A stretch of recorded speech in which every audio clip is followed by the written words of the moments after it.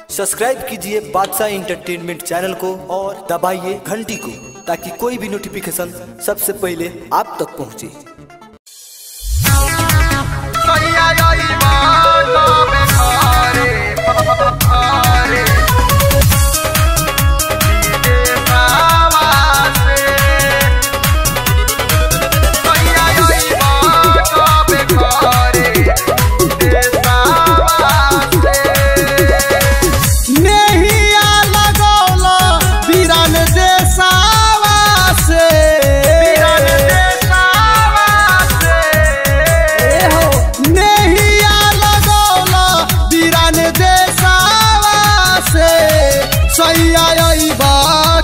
घरे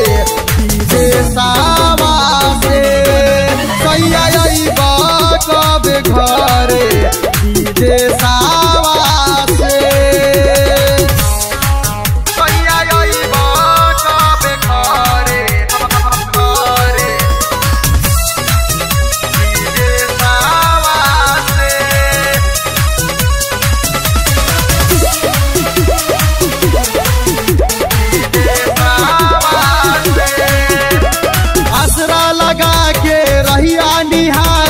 बिलखी बिलखी मनहारी हो करम धर्म ना मरम बुझेला कैसे ई दिल के संभारी हो आसरा लगा के रहिया निहारी बिलखी बिलखी मनहारी हो करम धर्म ना मरम बुझेला कैसे ई दिल के संभारी हो तूहे के करजवा रोज कलेसावा से उहा के करजवा रोज कलेसावा से सैया कब घरे विदेशवा से सैया कब घरे विदेशवा से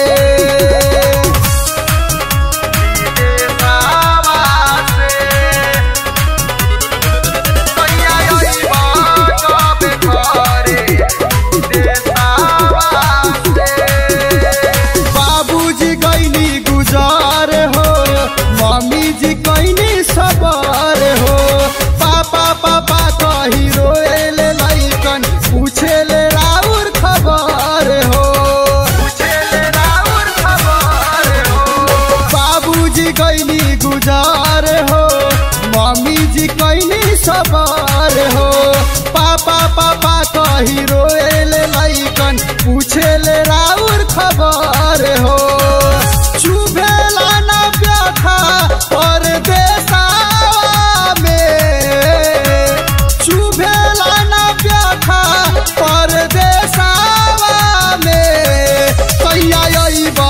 कब घरे विदेशवा से सैया कब घरे विदेशवा से